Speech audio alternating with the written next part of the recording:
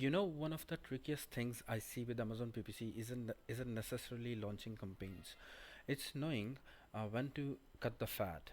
I have worked with dozens of accounts where the seller was absolutely convinced that they just needed more campaigns, more keywords, more everything. But the truth is, sometimes the fastest way to profitability is actually learning what to stop targeting. Hey everyone, Sami here. I run an agency called Labels Growth where my team and I help Amazon brands scale profitably with PPC, listing optimization, and full account management. And today I'm breaking down one of the most misunderstood aspects of PPC: negation strategy. When do you actually stop showing up for certain keywords? Let's walk through it step by step. Now, first thing, never negate a keyword that works. Sounds obvious, right? But I have seen so many sellers panic when a keyword doesn't perform well in the short term and they immediately add it to their negatives. Don't do that. Instead, what you need to do is collect enough data before making that call. So here's where it starts. Go into your campaign manager, head over to your reporting section and download a system report. I personally like pulling 60 days of data if possible. Why? Because 30 days often doesn't tell the full story. 60 days gives you more volume and makes patterns stand out, especially those silent budget eaters that are wasting spend without giving you conversions. Once you have got that report, filter it down, and here's the big rule of thumb: look for broad and auto campaign terms first. Why? It's because exact match keywords you already control. If you are bidding on an exact term like protein bar vanilla, that's what you'll show for. But broad and auto, that's where Amazon gets creative, and sometimes a little too creative. Here's a real world example. Let's say you're selling like oatmeal protein bars. In a broad campaign, Amazon might decide to show you ad for blueberry protein bar. Problem is, nobody buying blueberry wants your oatmeal version. You spend, you get clicks, no sales. That's where negation comes in. In this case, I'd negative out blueberry.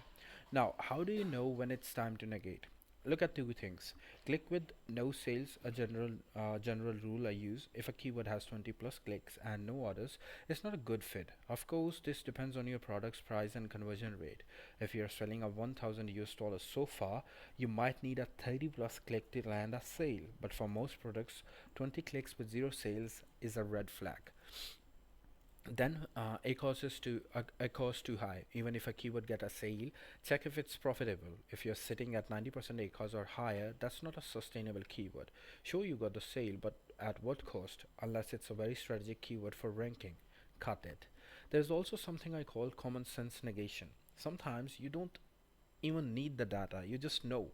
For example, if you're selling a men's t-shirt, or you can say men's hoodie, you might want to automatically negate out words like woman, girl, or female.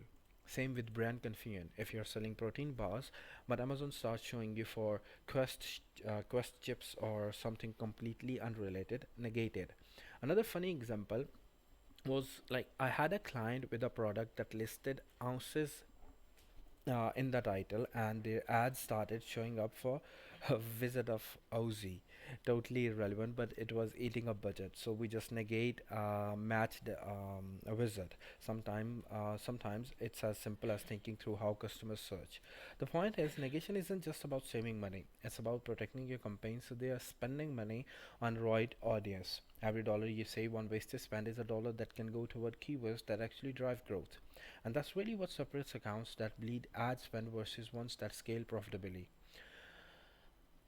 It's not about launching more, it's about optimizing what you already have. So, there you have it, a clear strategy for when and how to negate keywords inside your Amazon PPC campaigns. And hey, if you need help scaling your Amazon brand, whether it's PPC management, listing optimization, or full account growth, my team and I at Labels Growth would love to help. You can always reach out at info@labelsgrowth.com or check out labelsgrowth.com.